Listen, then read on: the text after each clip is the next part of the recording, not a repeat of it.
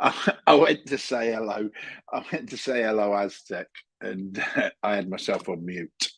Hello, Aztec. Are you all right, mate? Yeah.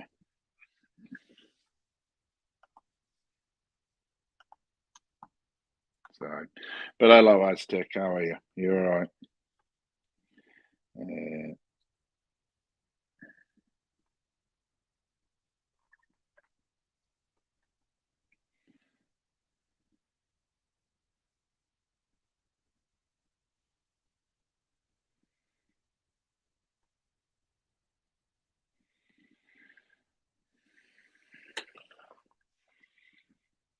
so I'm just making a. I don't know what I'm doing. Come on. Just tell me.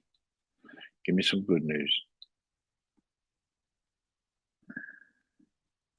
Okay. No, no problem with that. Yeah. Keeping fine. Just following the horses at the moment. Got a lot. Cheltenham got Cheltenham on in England, which is probably one of the biggest race festivals, race meetings, 4-day festivals that you can have. And of course, it falls today. It always falls on St Patrick's Day. The festival always runs through St Patrick's Day, so you get a lot of Irish over, a lot of Irish horses. So today should be a big day for the Irish. So I've been doing a live stream every morning, Frosty, every day. Well, Tuesday, Wednesday, and now doing one on Thursday for the what was I going to say, basically for the horse racing, Cheltenham, and also the football that's been going on. So not everybody's cup of tea, but at the end of the day, it is mine. So I'm just looking now. I've been doing quite well at Cheltenham. Each day I've give out an horse that's ran in the big races, as in the one that always pays the first six. There's another one today that pays the first six, which is the 210.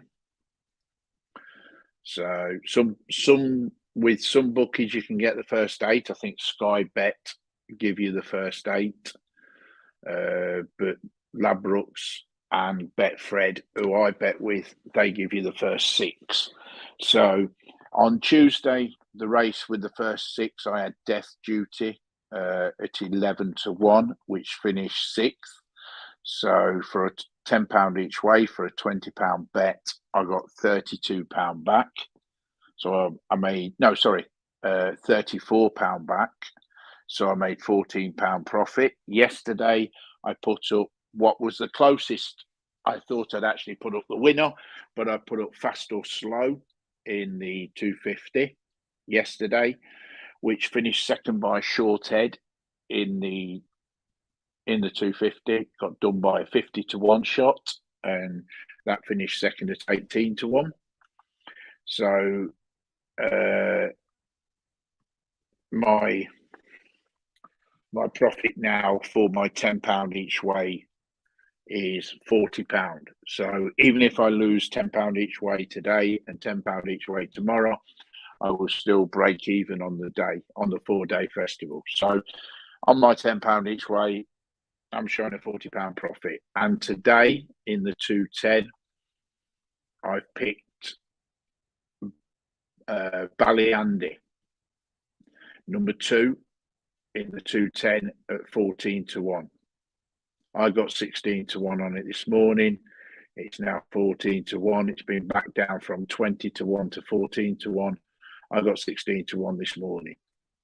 So I'm hoping that that's going to finish. That pays the first 6 again. So I got 16-1. It's a fifth of the odds. So I've got just over 3-1 for a place, which means that if even money, To me, it's even money. If it finishes second, third, fourth, or fifth, or sixth, it's even money. I put £20 on, £10 each way, and I get just over £40 back. So if it finishes, it's even money for me to finish in the first six. If it wins, obviously, you know, you're winning over £200, so you're winning over 10-1 for a win. So well, that's put the carbers on that bugger then, isn't it? But today, what you have to remember is today at Cheltenham, it is heavy going. So you've got to have an horse that loves the shit. Not being funny, but the horse is going to love the shit. And I think Ballyandy's come good at the right time. It's had a 18 months of not being able to buy a race, but now it's actually come good. Well, I'll tell you what I've done. I'll name all my horses. Tuesday. Good evening, the real Mr. Nobody. Tuesday, I got out of jail with Belize in the last race on Tuesday.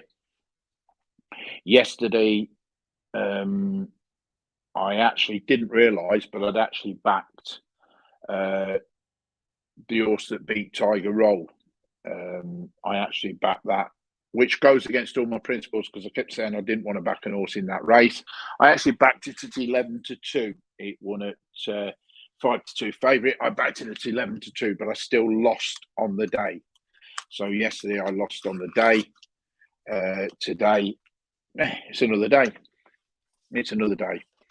So I bet. Besides my £10 each way, which is I've just said is Ballyandy, which I always back.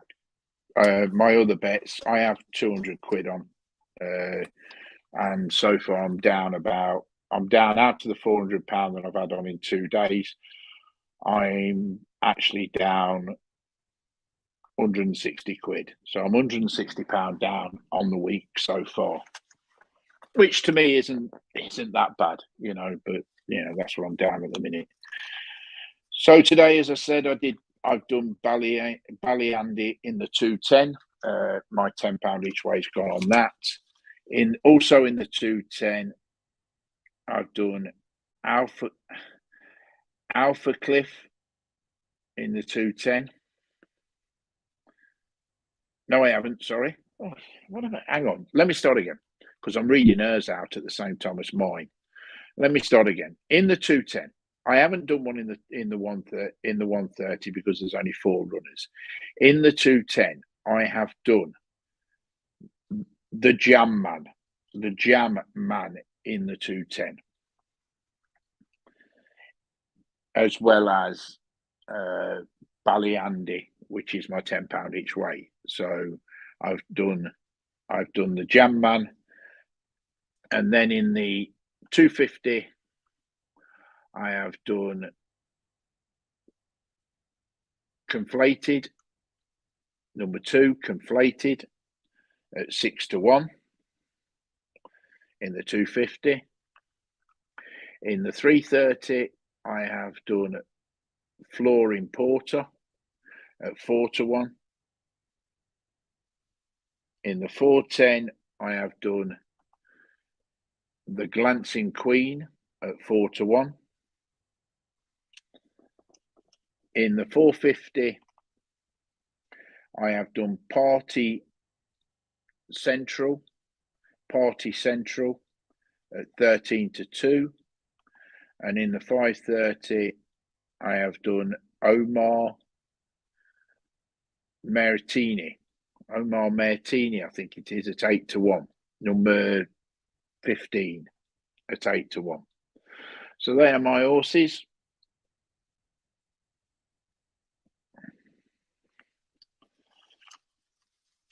Four horses in a race. Would you box a try? You when there's 4 horses, you have to back the winner. There's no each way on a 4-horse race. The minimum first and second is a 2-horse race, is a 5-horse race. Anything over 8 horses, you can get first, second, third. Anything over 16 horses in an handicap, you can get first, second, third, fourth. and anywhere. But just lately at Cheltenham, the best race, this is going to sound stupid, but the actual best race to bet on at Cheltenham today, I would say would be, let's see if I can get this right. I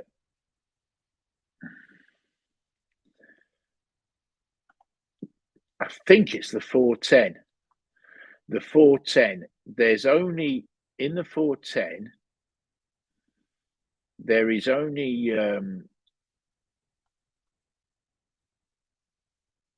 I think there's only 16 runners, 16 runners in the 410, but they're paying the first five.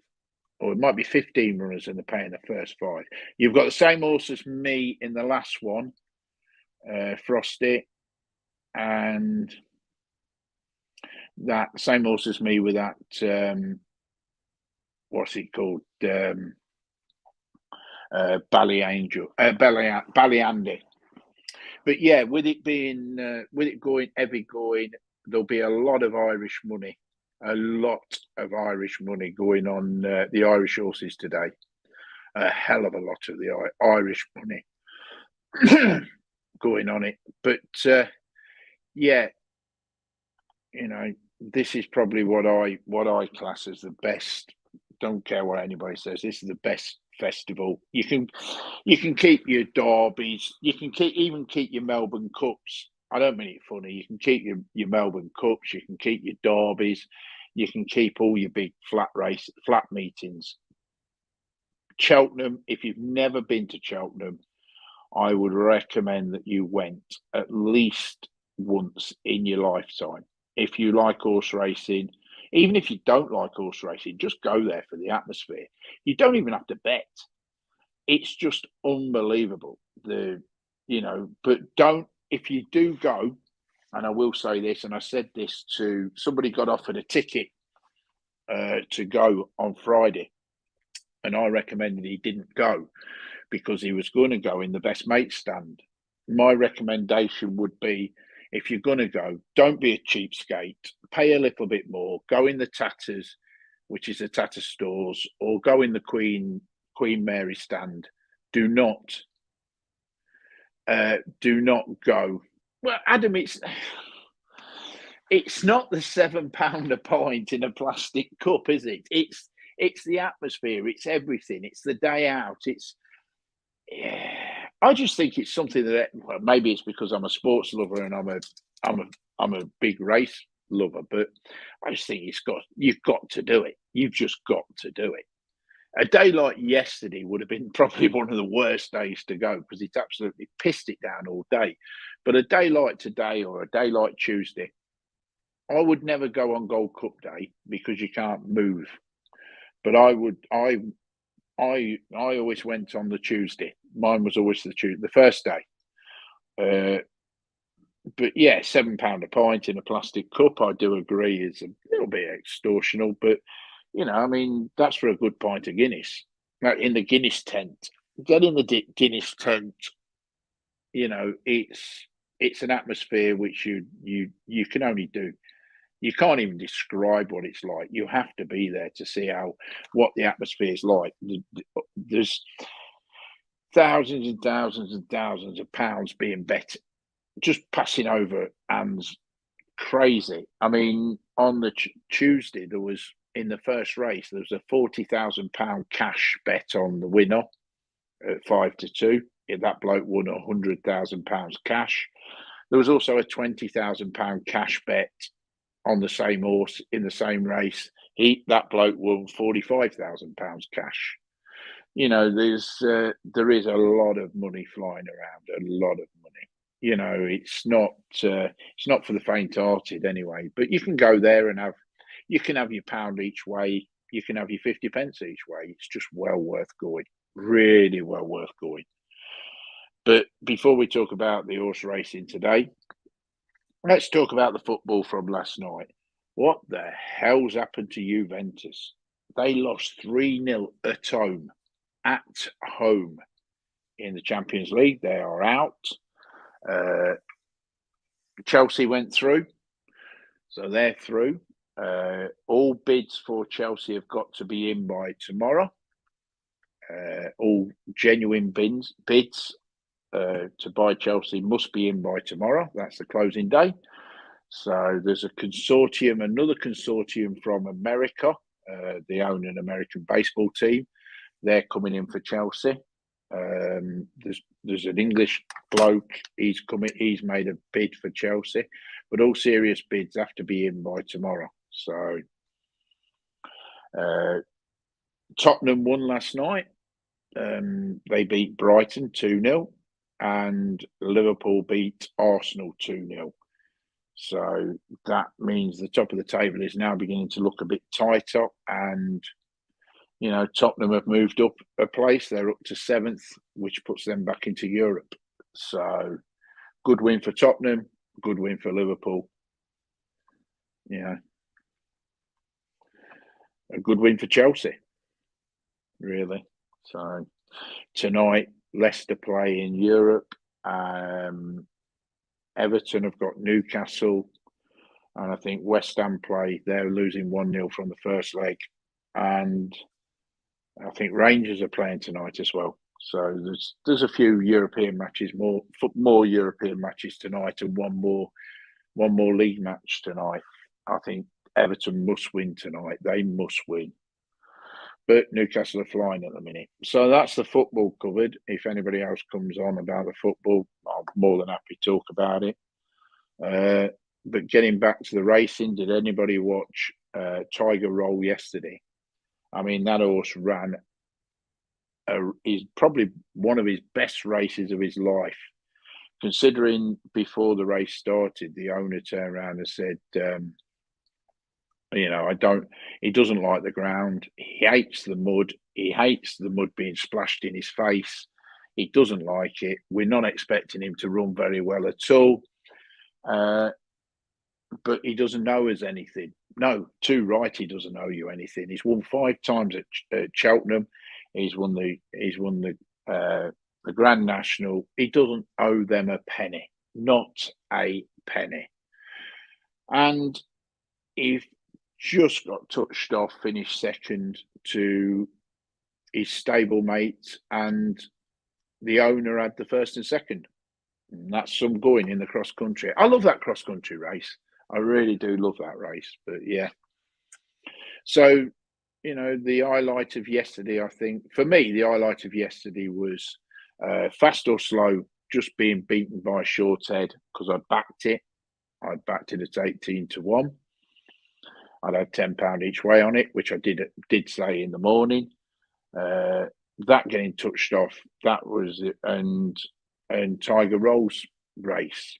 They were the 2 highlights for me. Big disappointment, I think, was the odds-on favourite in the 3:30 pulling up after about 4 fences. It just goes to show how heavy that going is, and how some of these horses hate that going. Absolutely detest the heavy going. So it's heavy again today. There's been no rain, but they had just over 1 inch of rain yesterday. So, the ground is very soft, bordering on heavy going. So if you're going to back any horses today, I recommend that you've got to back the mud lovers who can stay the distance. So I've named my horses. I will rename them. I will name them again as we get going, but I have named my horses.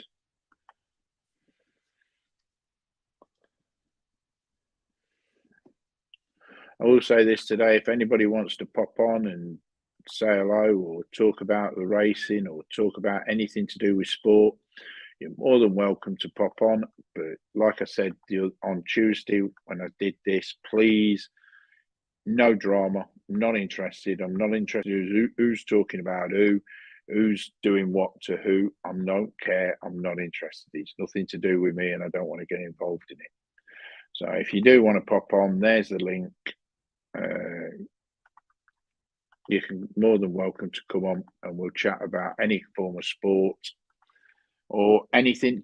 Oh, by the way, there is a big meeting tomorrow. We were talking about this yesterday, but there's a big meeting in Thailand tomorrow regarding the Thailand pass and the 1 day quarantine. There is a big meeting tomorrow. So they could be scrapping, rumor has it, they could be scrapping the PCR, the 72-hour PCR test. They could be scrapping that, but keeping the PCR test on arrival.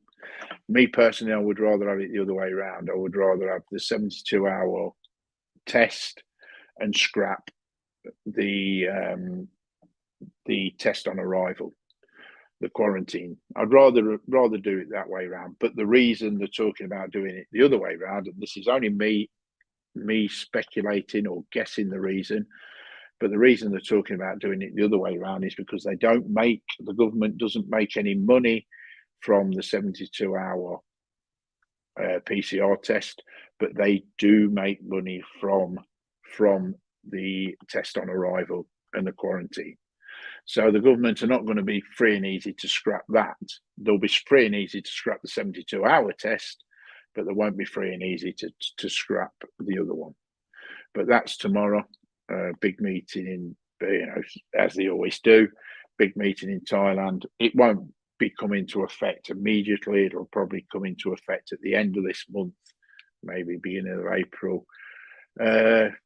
Rumor is that they're also going to, I know this is crazy, but they're also going to extend the opening hours for the bars from past 11 o'clock, which is what they are at the minute. I know you wouldn't believe that they are, but they actually are. And they're also going to open up the nightclubs as well. They're going to allow the nightclubs to open up. That is what is on the agenda tomorrow. But like I say, personally, I would rather scrap the 1 day, but I can't see that happening because that's what they make their money on. The government make money because the hotels have to pay them to be SHA hotels, so the government do get a bit of money from that. So they're not exactly going to rush to scrap it, if you know what I mean. Maybe I'm just being cynical. I don't know, but that is how I see it, and that's not. Yeah, it's only my opinion. It might not count for anything, but that's what I think.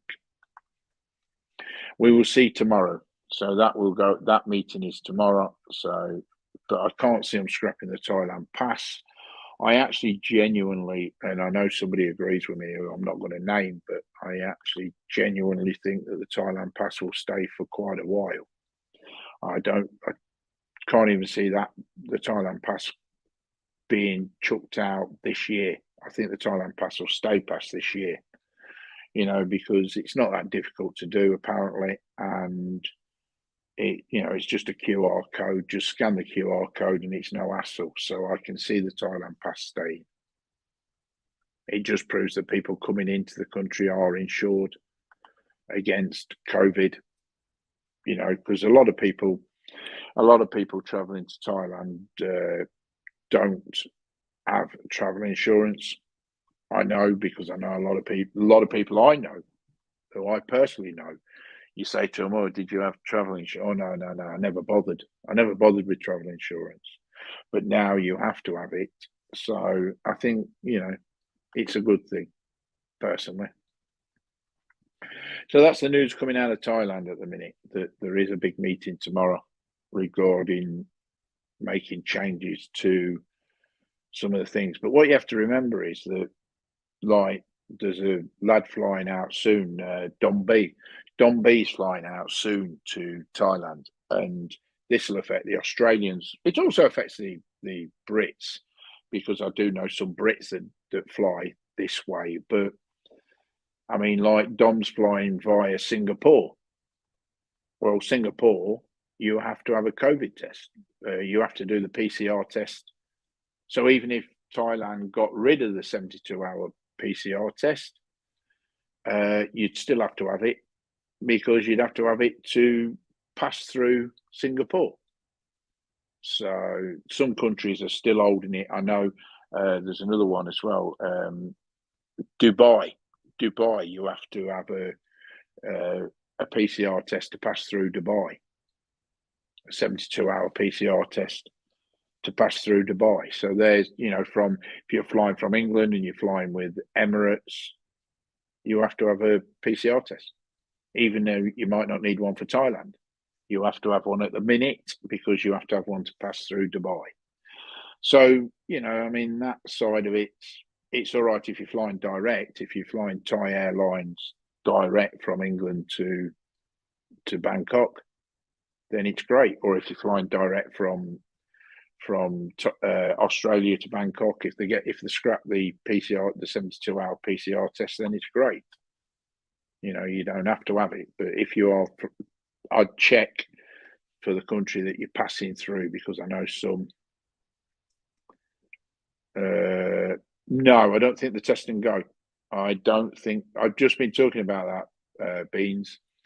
I don't think the test and go will be scrapped. My opinion, purely my opinion, and I'll tell you why I don't believe it'll be scrapped. Is because the Thai government, make money off the test and go, and I can't see them scrapping it that quick. Not by May, because they make money off it. Maybe put them under pressure. Maybe everybody's sort of throwing July the 1st out as being when the scrap the test and go, but people are throwing out the July the 1st as it being chucked out. But what I'm saying is, Beans, what I was saying was there's a meeting tomorrow, and rumour has it that the meeting tomorrow will be they'll scrap the 72-hour PCR test, so you won't have to have the PCR test to fly into the country. They'll scrap that, but they'll still keep the test and go, as in, they'll still keep the 1-day quarantine, because they're making money off it. That's what they're talking about at the minute. But we'll find out tomorrow. It's only my opinion. People might be right, and they might scrap the test and go. But I just don't think the government will get rid of something that they're making money off. And they do make money off the 1-day quarantine test and go. But I didn't realise you can actually buy a 3-hour test, whereas if you fly in, let's say you fly in and you land at 6 o'clock in the morning in Bangkok, if you get to the hotel by like 8 o'clock in the morning, and you take the test at 8 o'clock in the morning, you could actually be walking out of that hotel 11 o'clock in the morning.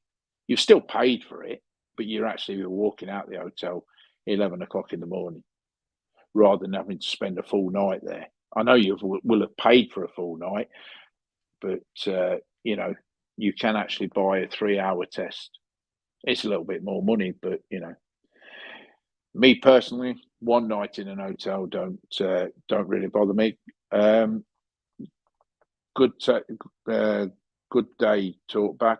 I'm just going to check that you are the real one. Yes, you are. So it's all right. I know there is a fake one flying around, so I just had to check it. No disrespect to you, Stephen, but yeah. So, like I say, that's the news coming out of Thailand at the minute. There's a big meeting. I keep going back to the fact there's a big meeting, but there is a big meeting. I did watch something that the prices of some things in Thailand have gone up, the same as they have over here, and the fuel price has gone up. And I thought the fuel price was subsidised by the government, but the fuel price has actually gone up. So I was watching a YouTuber, and he said that he showed the price of the fuel at the pump, and he said he lived there, and he's been living there for 4 or 5 years, and he said he's never seen it at that high for fuel. But I always was under the understanding that the fuel prices in Thailand, especially the diesel prices, was subsidised by the government, because I remember when I was over there that the truckers had got the because it had gone over I think I might be wrong, but it had gone over something like 40 baht a litre, and they were protesting, saying they wanted it to be under 36 baht a litre. But if what he showed was genuine, it was a lot higher than 40 baht a litre for fuel over there now. I mean, over in England, I was shocked to see the diesel now is 180, £1.80 a litre in England. For you Aussies, that means roughly about $3.50. So equivalent to $3.50 a litre. A litre, not a gallon, a litre. For an Americans, it's roughly about two and a half. Well, I don't know. Hang on, $2.70 a litre, not a gallon, a litre. So that's how much the fuel is over here. That's for a diesel. So yeah, price of everything's going up at the minute.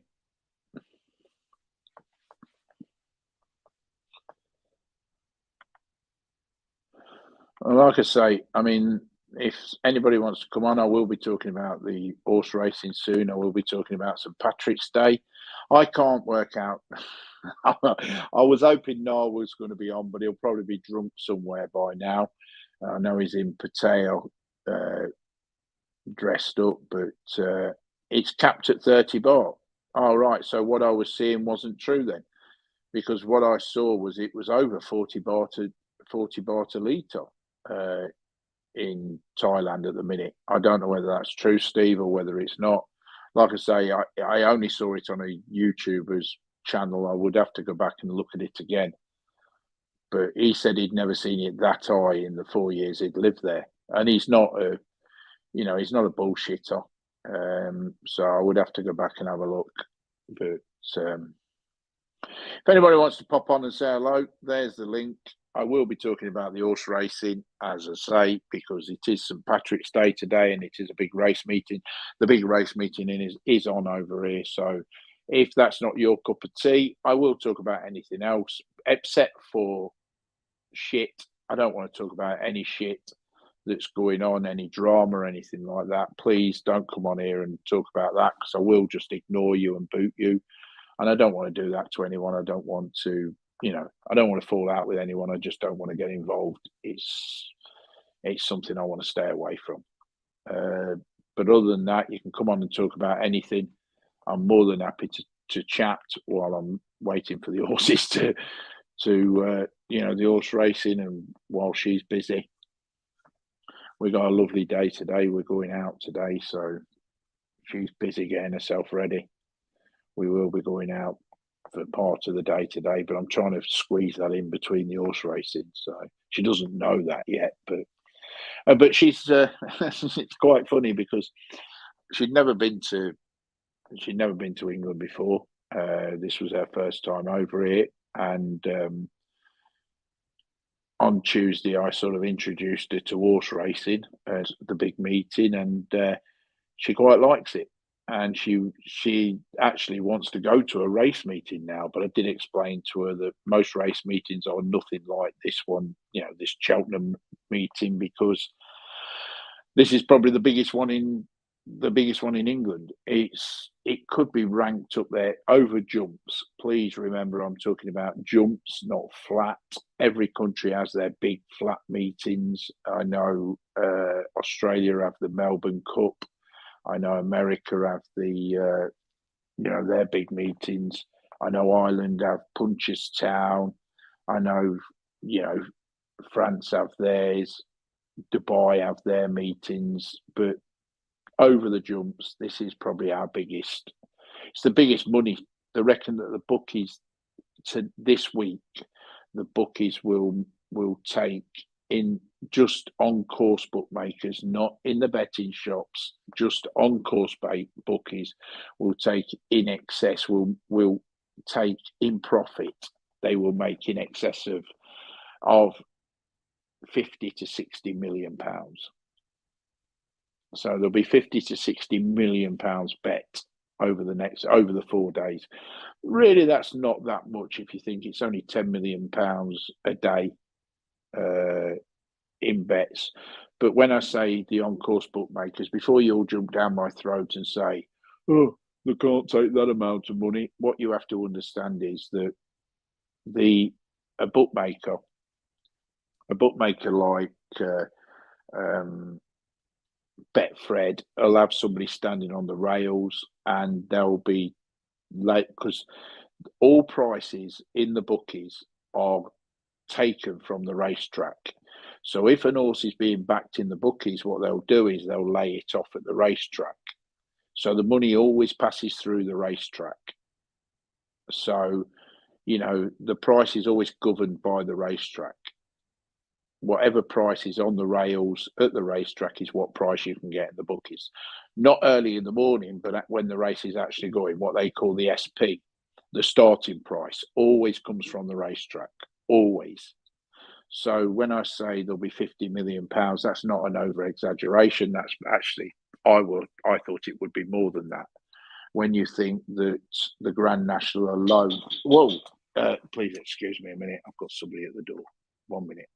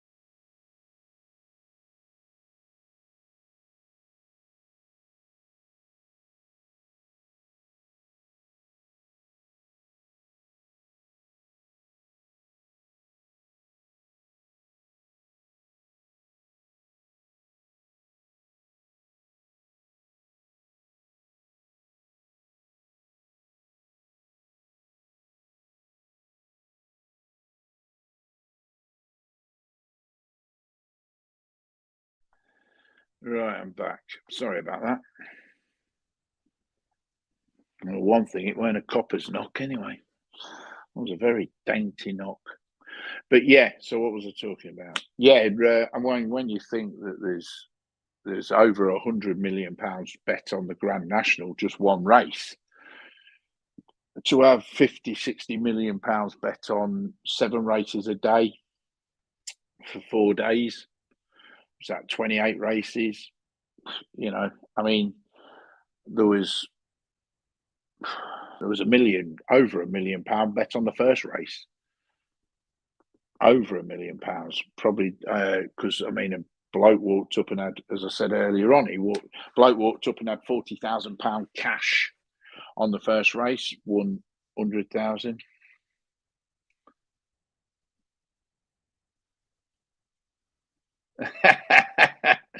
Yeah, fair enough. But I know what you're saying about war and all that. Obviously, it should not be going on. But I have a problem, Steve. I think, and I don't, right or wrong, I think that politics, politics and religion should be kept out of sport. That's just my opinion. And I think that what's happened to Chelsea, as much as look, I don't agree with what Russia's doing. Definitely don't agree with it. I think it's genocide, but I don't agree with what the government have done to Chelsea either, because I think that, I just think politics should be kept out of sport. It never will be, and it'll always be in sport, but I just don't think it should be. I don't think there's a place for politics in sport. My honest opinion, right or wrong, whether you can come on here and debate that with me, or you're all welcome to do that. It's just my opinion. I just think that there isn't a place for politics or religion in sport. I think sport should be left alone. I don't agree with what Russia did when they invaded the Ukraine. I don't agree with it at all. I don't agree with the genocide that's going on there. I don't agree with the fact that so many innocent people are being murdered, and I will use the word murdered. And I think some bugger should take a gun and pop him in the head. My opinion. I'm entitled to it. But I also don't agree with all the sanctions that have been put on Chelsea. Chelsea, he handed the reins over, right? Fair enough. Freeze all his assets, do whatever you want. Freeze his assets, freeze everything. But the club can't function. The club at the minute cannot function. They have a £28 million a month wage bill, but they cannot earn the money to generate. They cannot generate the money to pay the wage bill. They will be losing players in the summer because they cannot even offer the players new contracts because they cannot negotiate contracts. They cannot sell one football shirt, they can't even sell a car sticker. They can sell nothing. So they can't even generate the money to pay the wages. Yes, they have had the Sky money or the television money. They've already had that. So people can say, well, you should, but they can't sell any more tickets. So they can't make any money from the ticket sales. They've they've turned around and said that their budget for travelling to away games is £20,000. Well, I would estimate that going where they went yesterday for the European match would have cost them more than £20,000 to take a squad there with all the backroom staff, with everything else. They have to be in the country for 24 hours before the game. So they have to stay one night in an hotel. That's FIFA's rules. You must be in the country. And then they would have had to have either begged, borrowed or stole a football pitch to train on the day of the game. £20,000 is not a lot of money. And they've capped them at £20,000. So for that football side to function as a football side, it's like trying to run against Usain Bolt with one leg tied behind, one leg tied. You just can't do it. They can't expect them to do it. But it's not Chelsea's fault. I mean, it's not like he bought Chelsea many, many, many moons ago. He's owned Chelsea for a very long time. It's not like he just bought them recently. He's owned them for a very long time. And the government was happy to take their cut of the tax and everything else off of Chelsea. Sanction him by all means. Freeze his assets by all means. But he handed the reins over to Chelsea before. And also he said that all proceeds from the sale of Chelsea would be going to the victims of war, the charity victims of war. So, it's not as if my personal opinion, the government should never have sanctioned Chelsea. But I'm not a Chelsea fan, so I'm not saying that thing here. I just don't agree with it because I don't agree with politics in sport. But politics has always been in sport and it always will be. I mean, Jesus, I mean, you only have to look at the Olympics and look at, back 1980 to prove that politics has always been in sport. 1980 Moscow Olympics, America didn't go. 84 American Olympics, the Russians didn't go. I mean, there's your politics there. And I can go back further than that to talk about politics in sport and everything else. But I just don't think there is any place for it. But anyway, that's just answering your question, Steve. I'm sorry if if I went off on one on it, but yeah. But like I say, if anybody wants to pop on and disagree with me or debate it or talk about it, you're more than welcome to pop on. I will. I mean, I can carry on talking myself, but I'm just saying if anybody does want to pop on, there you go. But yeah, anyway, getting back to the horse racing. On Tuesday, I put up a £2 bet. Sorry, a £10 each way bet on Tuesday. I picked one horse per day, and I had £10 each way on it. On Tuesday, I won for my £20. I made a profit of £14. Yesterday, I nearly made a bigger profit because it just got beat on the line, but I still made a profit of £26 yesterday. So far on the week, I'm £40 up on my £10 each way. I picked another one today, Ballyandy in the 2:10. Most bookies are paying the first 6. I got 16-1 on it, which is just over 3-1 for a place. So if it wins, I'll win £210. If it finishes second, third, or fourth, I will win £40. So I will either double my money if it finishes second, third, fourth, fifth, or sixth, or I will be a much more happier man if it wins. So that's my horse for today. If it loses, I'm still £20 up on the 3 days. It's only a bit of fun, just doing it for a bit of fun. So, and by the way, for anybody who messaged me, and I know some people did and got quite upset. Let me just see if I can. I don't know whether I can still pull it up or whether it's gone. It might have disappeared. Just bear with me a minute. I know some people got quite upset about the wallet that I had. I don't know whether I can still pull the wallet up. But some people got quite upset over a wallet that. No, I think it's gone. I had a wallet. I actually bought 4 of them. It's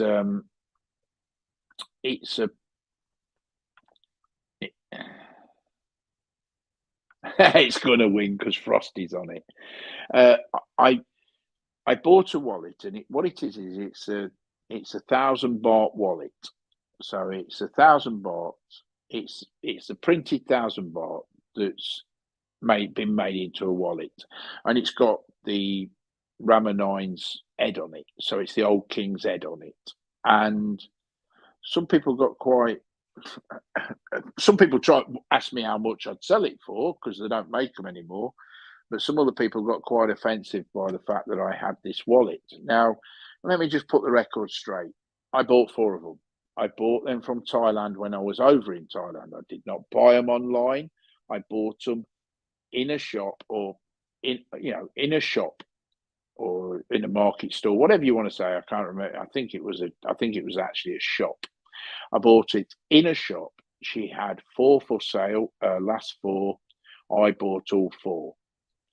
I have gave 2 away as presents so far since I've been back, and I've still got the one I used, and I've used that since I bought it, and I've got another one which is still brand new and still in its cellophane.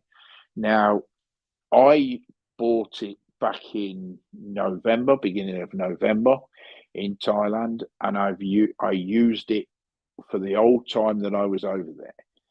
I never hid it from anybody. I got it out whenever I got my money out, basically, which was quite a lot of the times, quite a lot. And I got a lot of comments about it. Got a lot of comments about it, about how it looked, and the fact that it was thingy. But it is the old king, not the new king. It is Rama 9, not Rama 10. That is why they're not in production anymore. But you can still get 1,000 baht notes with Rama 9's head on them. So it's not offensive. I have actually seen, the only other one I've ever seen I've actually seen a motorbike taxi with one. He had one. There is a 500 baht one as well, but I've got the 1,000 baht one. Still got two left. But yes, so if anybody gets offended by it, I'm sorry, but it is only a wallet at the end of the day, and it was bought from Thailand, not bought online. And I do use it when I'm in Thailand. So, and nobody in Thailand's been offended by it. So, and for the people who ask me if I'm willing to sell the other one, the answer is no.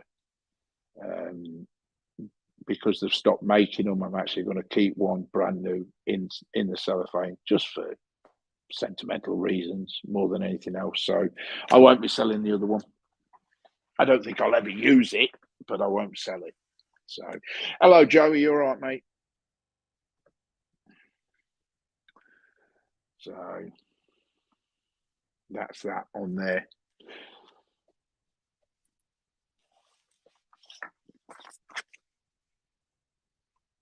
But like I say, if anybody, I was going to offer the other one up as a prize in a tipsters thing out at Cheltenham, but the only problem is that the only way anybody would win is, well, if somebody won, that I'd have to know where they live, and I don't really want to know somebody's address. So on that note, I decided not to do it, because I don't want to know people's addresses, to give the prize away. So because I'd have to send it to you, so I scrapped that idea. Right. Anyway, getting back to the horse racing, which is where I was before. I will go through my horses for today again, to prove that I don't, if my horses win, they win, and if they lose, they lose. At the end of the day, I have £200 a day on my horse racing so far. Yeah, my selections will be coming in a minute, Joe. £200 a day. So far, I am about 140, £150 down on the week. So about 140, £150 down on the week. So, but yeah, going back to my selections, in the first race, which is the 130, I have not had a bet. There is only four horses running. You have to have the winner. There is a 10 to 11 favourite and an 11 to 10. So basically, one of them two should win, and then it's 28 to 1 and 50 to 1. So if you were going to have a bet, it's a toss up between two horses. Paul Townsend's riding one and Rachel Blackmore's riding the other. So really, it's a toss up between them two. I'm not bothered in the first race, left it alone completely. In the second race, which is the big race for me, because there's 6 places in this race, for my £10 each way, I have picked Ballyandy. So my normal one bet of £10 each way that I put on every day, I've got Ballyandy in that one. And my other bet, which is just a bet that I always, I have doubles, and I have singles, doubles, and trebles on my other horses and accumulators. I've picked the Jam Man. So that is my horse for the second race. And Frosty's put his up as well. So Frosty's whacked his up. So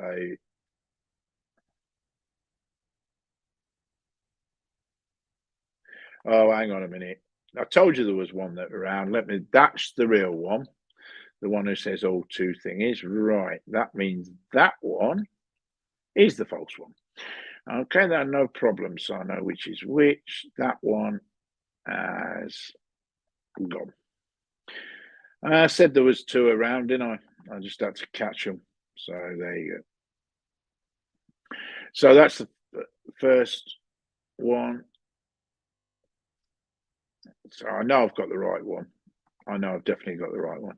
Right, so that's the first horse. The second horse I picked was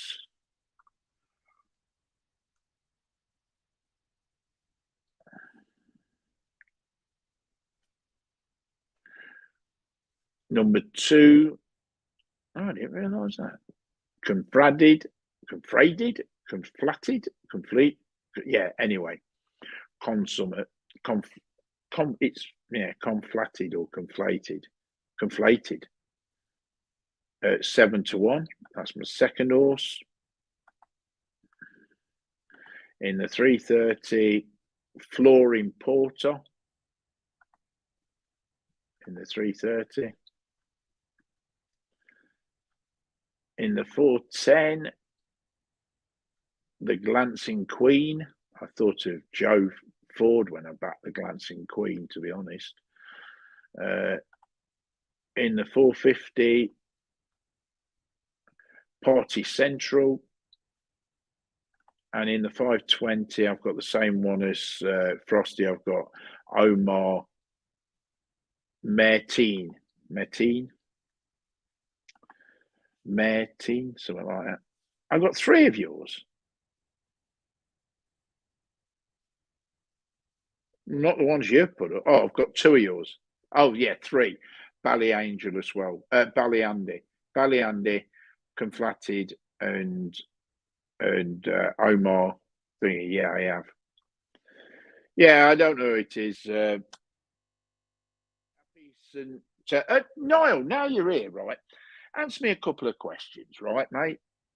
Why do you celebrate St. Patrick's Day, if you don't mind me asking? Because he ain't even Irish. He's Welsh.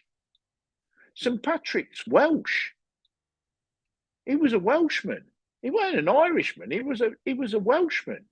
So why do you celebrate a saint from who's Welsh? Yeah, I've seen them, Frosty. Yeah, you're right.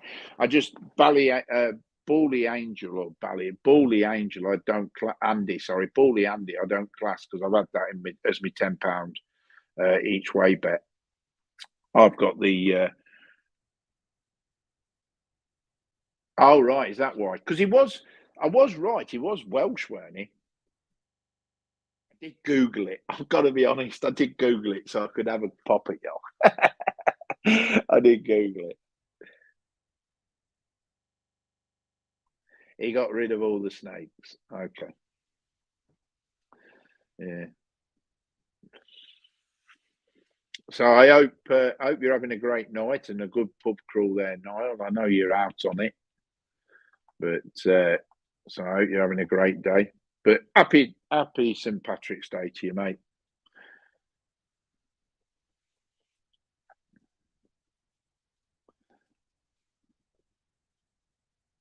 I don't think he's having a bet. To be honest, I speak to him like most days, but he's busy. He's a busy boy at the minute, so you know he's yeah.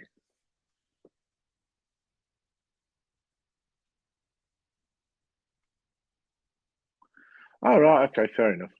But I knew it was. I did Google to see it was Welsh. Just so I thought, well, I've got to have a dig at that, you know. So,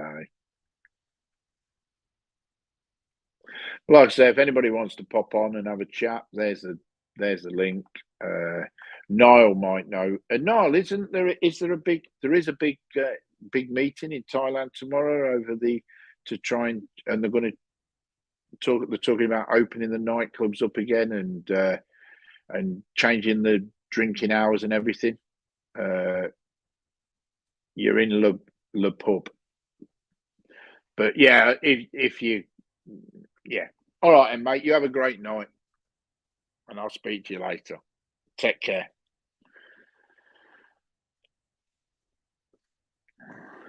And don't get too pissed. You know, that's not, you can't say that to Niall. Don't get too pissed. But yeah, I don't think Andy's had a bet. I don't think he bothers. I did see. I'm hoping I'm wrong, but I did see that I could have sworn I saw a King Power horse today as well. I'm hoping I'm wrong. At the moment, it's looking like I might have been wrong. But then again, that might change soon. It might change soon. Yeah, there's not one there, so the only other place it can be is there. Not there. Not there.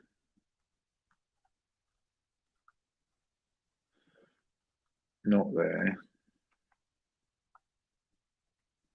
No, not there. So it's looking like I was wrong. I was wrong. It's just the colours got me, and I thought I'd seen one. Not there. Nope, not there. And not there. Nope, there isn't. That's okay. Right, sorry about that. Just had to double check whether the thing. So yeah, getting back to the sport after Niall's thingy. Getting back to the sport, good win for Tottenham last night away to Brighton, and a good win for Liverpool away to Arsenal. So that's opened up the league a bit more. It should be a good run in at the league. It was nice to see. He's not been on for a couple of days, but it was nice to see Nottingham Forest. They had a good win against QPR. They're up. Tell you what, Forest are up now. They could be making the playoffs. But I tell you what, if you see that league, the Championship, I mean, take the top two sides because I think the top two. So I think Fulham's definitely going to win the league. I think Bournemouth, with their games in hand, will finish second. But third down to 10th, any of them can finish in the top six. Literally, any of them, all the way down to Millwall in 10th place, can finish in the top six. I mean, it's unusual. I mean, can you really write West Brom off? Well, yeah, I could because Andy Carroll plays for them. But I mean, the top 10, any of them can finish in the top six and get into the playoffs. But yeah, Forest are only a point outside the playoffs now. Good win, like I say, good win against QPR last night. Really good win for them. So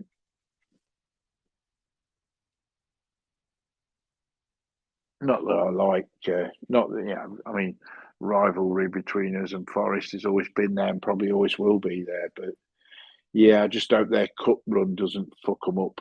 I know they'll probably go out in the quarterfinals against Liverpool, but I'm just hoping that don't, because that's this weekend, I think.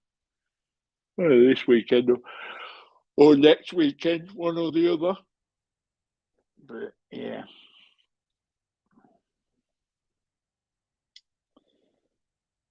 But has anybody popped on there?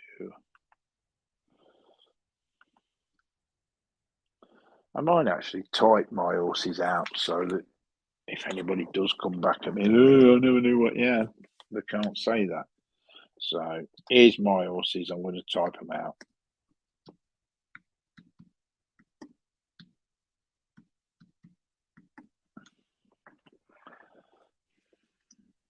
And I'll put the prices that I've got as well. So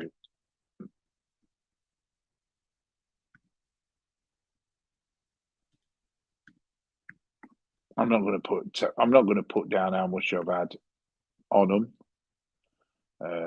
but I will put the prices and the time of the meeting. But like I say, it's nobody's business what. There's the first one. There's nobody's business how much I have on it. Nobody's business at all. So it's only a bit of fun. I don't want people to.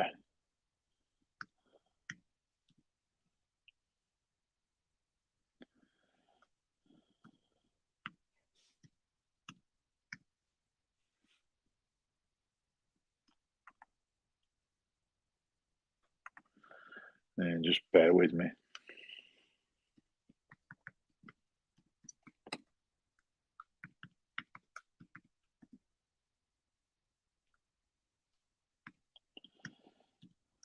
I always get best odds guaranteed. So if it finishes at a better odds than what I've backed it at, I get the better odds. So just in case you're wondering, why I take the odds, because I always get the best odds guaranteed. Yes, without a shadow of doubt. Yes, much bigger, much bigger. There's more. There's more. It goes on for 4 days, Tuesday through to Friday. There's Grand National. The thing is with the Grand National, back in the day, it's lost a bit of its appeal now. But back in the day, the Grand National, everybody used to bet on it. Every man and his dog used to bet on the Grand National because it was such a iconic race. So the Grand National itself is the biggest bet, the race that's bet on the most. The most money ever bet on a race was on the Grand National. No.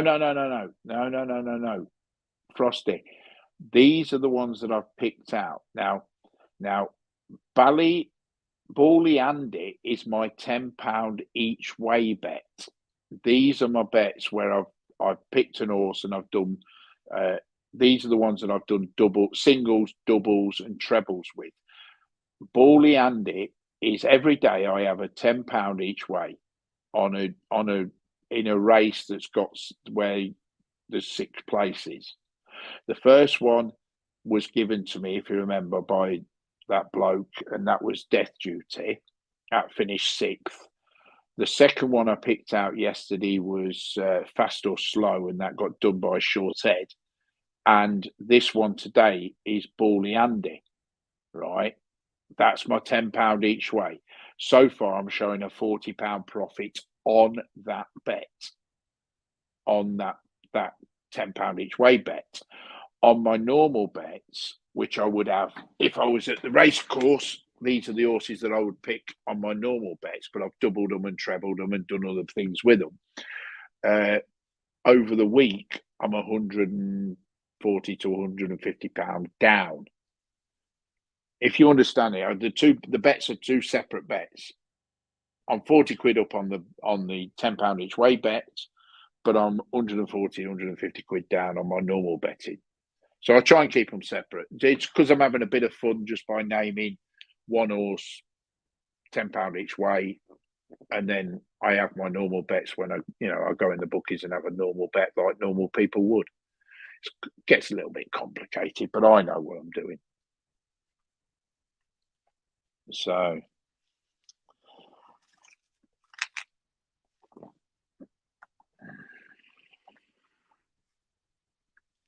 if anybody were following me, doing the same bet as me, even if I didn't put these horses up, which I'm doing, but if I didn't put these up, because Tuesday I didn't put them up, I would just give out the one horse, and the one horse on the first day was Death Duty, on the second day was Fast or Slow, and on this day was Bally Andy. And if they were following me doing the same bet as me, they would be £40 up. The fact that I'm losing doing my bollocks on the other horses is irrelevant. These are just my fun. These are my bets. The same as you pick one, I pick one. But yeah, in answer to your question, going back to what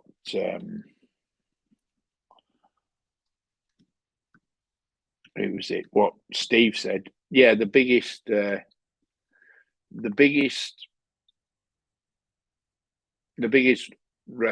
betting race in the world is the Grand National. The only horse race meeting that would rival the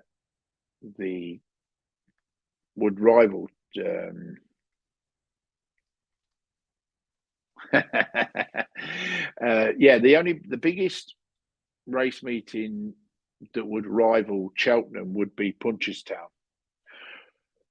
Punchestown meeting is well worth. If you've never been, it is well worth the journey. Absolutely brilliant. Go over to Ireland, go to the Punchestown meeting. It is amazing. absolutely amazing. Uh, the Irish,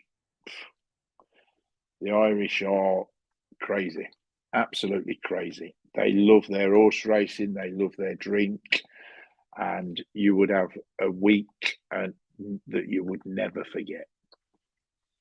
But yeah, that's my recommendation if you are a gambler, well, not a gambler, you don't even have to be a gambler, but if you like horses and you don't mind, then go across to Ireland and go by P&O. I remember there was an advert. There was an advert about going by P&O. So yeah, they're my horses, they're my prices, and then as Frosty says, that's my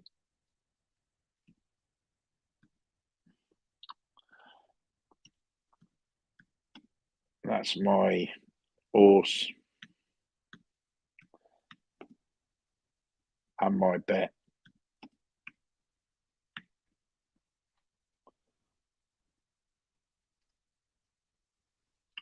I meant to say £10, but it says at 10.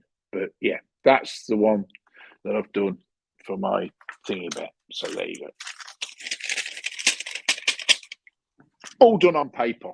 Don't even do them online. I go in the bookies like a proper man, and me cash over like a proper man, and I want my cash back. I just find it better. You know, I can bet. I can go on Ladbroke. I've got accounts with Ladbrokes. I've got accounts with other bookies, but I don't know why. Just when it comes to betting, I just love to go into a bookmaker, look at the papers, study the form, and then put my bets on with cash. And then when I win, I like to drive back down there and pick it up with cash. You know what I mean? Just, I don't know. Maybe I'm just old fashioned. I just like the feel of the cash. You know, I suppose it's like a lot of people. Nurse Susan in the 450 at Cheltenham. Oh, okay, fair enough, Joe. I'll look out for that one.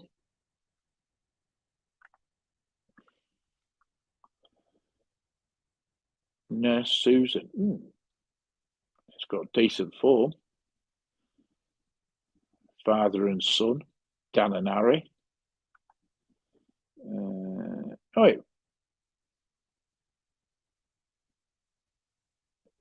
it won on the flat at Leicester in December on good to soft. Looks promising, but never got on terms with Love Envoy. Went second at Lingfield, 2 Mile Evie last time. All right. So it's won on the flat at Leicester.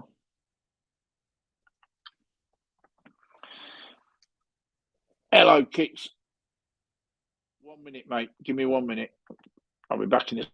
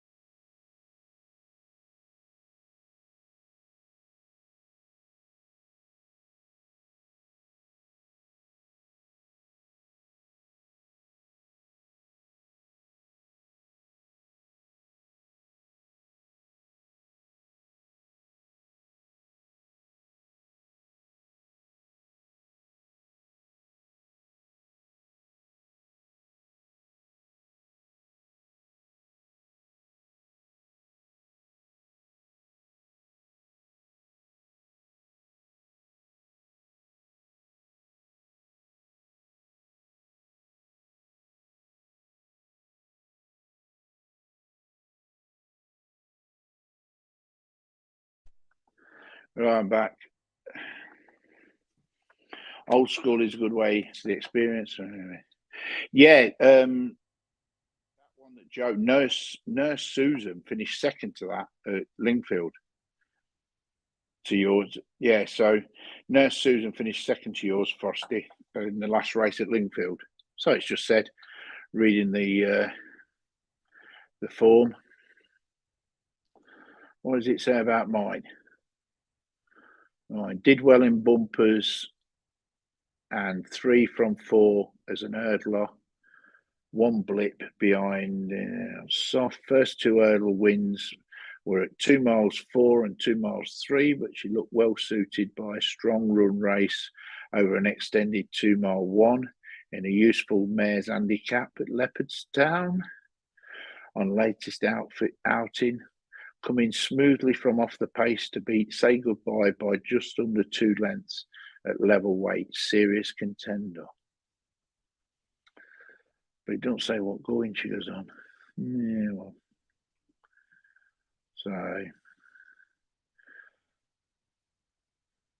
yours has won the last 5 races. Won its last 5 races. Mine's had 1 blip. Good win last night, Kicks, against Brighton. Closes the gap between you and Arsenal, with Arsenal losing. Still, you needed that win because you can't afford to lose anymore. If you lose any more matches, you ain't going to close that gap. And I'm going to get a free night out. I'm going to make sure it's a good night out and all. So, but yeah, so anybody wants to come on, please come on, pop on, say hello. I suppose I better just pin this rather than just keep sticking it up there, aren't I? Hello, Dom. I don't know whether you heard, Dom, but they're having a big meeting. It won't affect you, but they're having a big meeting in Thailand tomorrow, and rumour has it that it will affect you actually, because rumour has it that they're going to discuss the bars. No, sorry, the nightclubs being able to open, and they're also going to discuss the bars being allowed to stay open past 11 o'clock at night, which is the ruling at the minute. So they're the couple of things that they're going to be discussing. Also, they're going to be discussing getting rid of the 72-hour PCR test. So they're going to talk about getting rid of that. So, but that won't affect you because you're flying through Singapore, and Singapore need the PCR test anyway. So, yeah, it'll be good if they open the nightclubs and if they open the bars. That'll be good for you. It'll make your holiday better.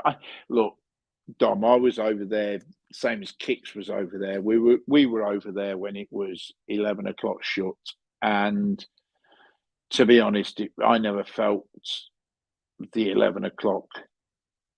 I know when we were on Koh Samet, we were drinking after 11 o'clock. So, the 11 o'clock shutting doesn't really affect that much. You just did your 72-hour a few hours ago and you've got a negative. Well, there you go. That's it then. You're on your way, kid. But yeah, good luck. I'm definitely jealous of that. I've just had a message come that I have got to go out soon. She who must be obeyed requires a hot chocolate. So I have got to go out and fetch her a hot chocolate from She Who Must Be Obeyed. Is that not correct? Yeah. So She Who Must Be Obeyed demands an hot chocolate. It's amazing, isn't it? When she was in Thailand, she used to drink chocolate frappe from Amazon. You couldn't drive for more than an hour and a half or 2 hours. when we went up to Surin, I drove up the first time, and I drove up in a big SUV, or what was it? A Fortuner SUV, brand spanking new. It was brand spanking new SUV. This bleeding Fortuner. It was a bit like the old. It's a bit like the Range Rover over here. You know, fully automatic, or 7-seater, massive thing it was. And we rented it for a week because we were going up there. I barely got out of bloody Bangkok before.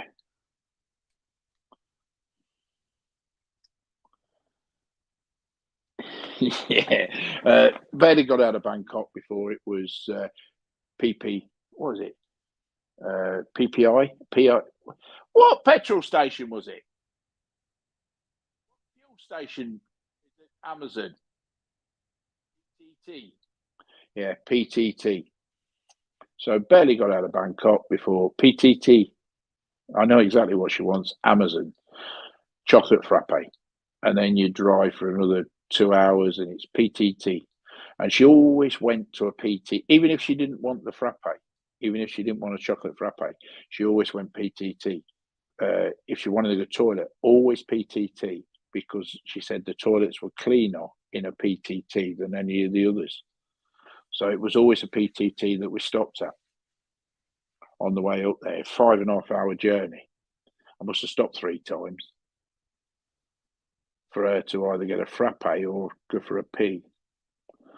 And now she's here, it's hot chocolate. So, but I must admit, I did used to start having frappe myself, but luckily, when you're over there, they ask you if you want it 100%, 50%, or 0. I always have it 0, and what that means is sweetness. 100% is just fucking ladled with sugar. 50% is half percent sugar, and 0 is actually no sugar at all.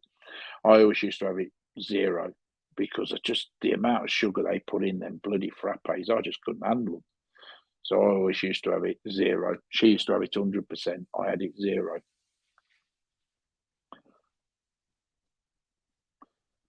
But then what did she she weighed herself Tuesday. She weighed herself Tuesday. She weighs in at 49, 49 kilos. She weighs in at. So I said, that's the weight of one of my fucking legs.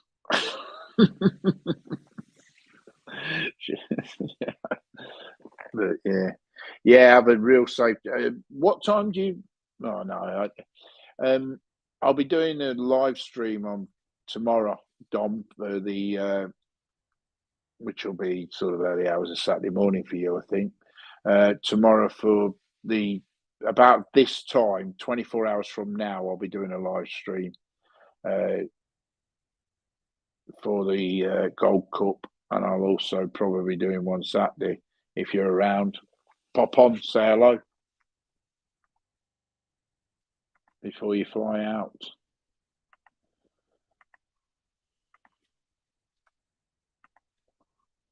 But have a great time. That's the main thing. Have a great time.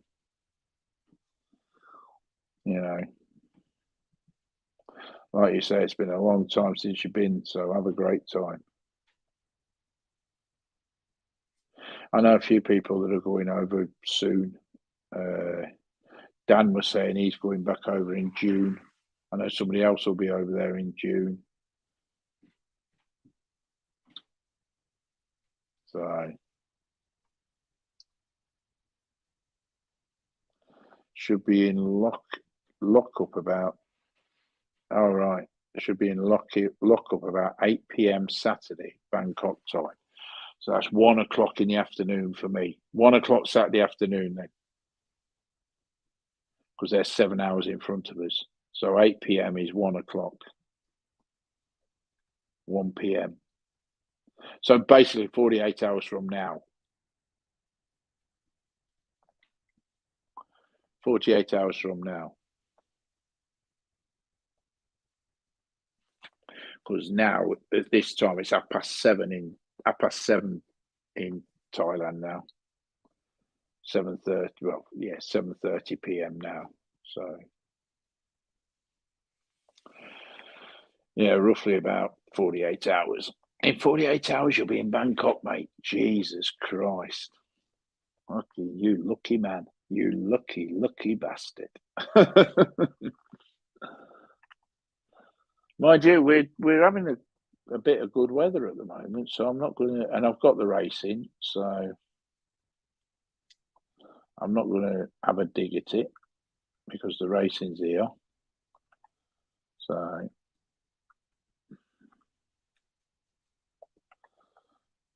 she'll be coming down in a minute and moaning at me because she's told me to go fetch her a hot chocolate and I ain't moved.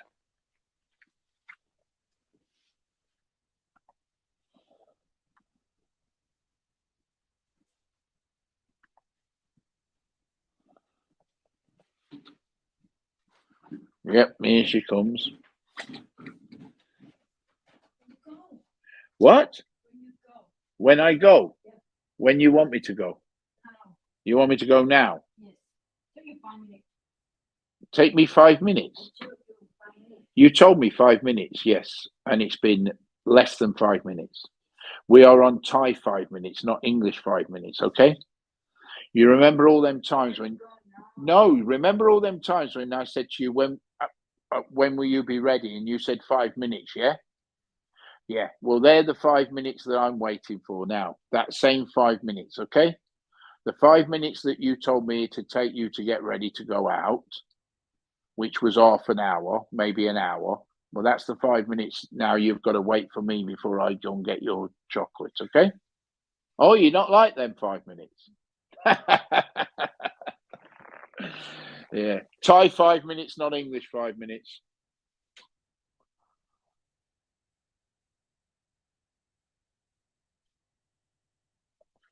Yeah, but don't matter, Dom. Dom, it don't matter. Because at the end of the day, you'll be 48 hours, you'll be there.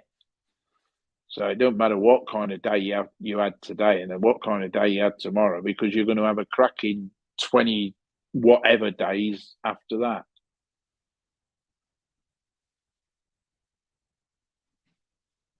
Direct flight, Bangkok, July, 400 quid. It's not bad. That's not bad. What? What man? I don't know. He probably, hey, ask him. He'll probably go and fetch your chocolate. No, I think they're the men who have been doing the road. Yeah, they're the men who have been doing the road. I'll go and fetch your chocolate in a minute, all right? Direct flight, July.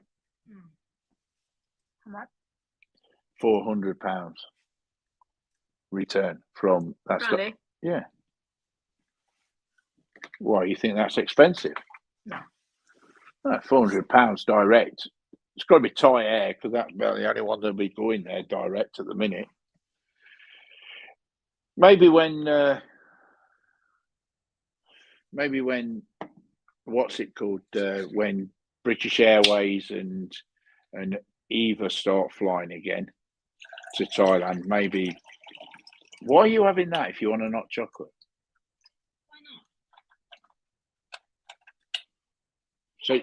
So you're going to drink coconut water while you're waiting for your hot chocolate? Okay, you will drink. Yeah, I think once British Airways and Eva start flying directly to Bangkok again, I think the prices will start to come down. But at the moment, they're not flying. That's from Gatwick, direct from Gatwick. I've never known Gatwick fly direct to bloody thingy. Are you having a giraffe there, Joe? Are you trying to wind me up?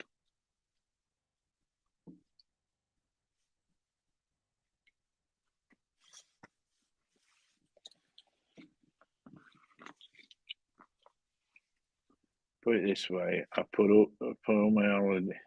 I put in my holiday leave after I get back. I deduct what I think I'm entitled to. Next week I can see a write-off.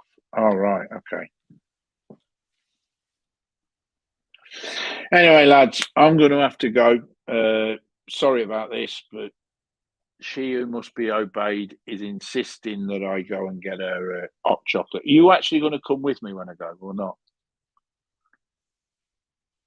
Yes. Yeah, well, you thought about that for a long time before you answered. You're actually going to come with me to get this hot chocolate? Yeah? And then we're going out.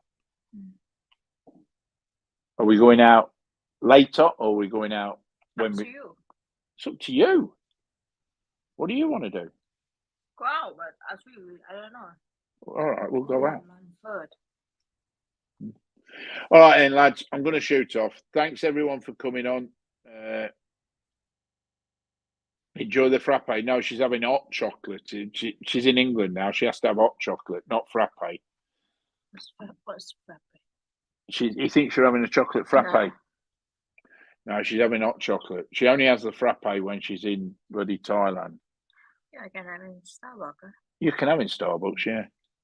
Or you can have 100%. You have 100%, don't you? You don't have it without sugar. Right, take care, everyone, and I'll see you tomorrow. Yeah, good luck with your GGs, Frosty. I'll keep an eye on them. Take care, everybody else, and I'll speak tomorrow. Thanks all for coming on. Thanks for keeping it clean. Cheerio. Goodbye.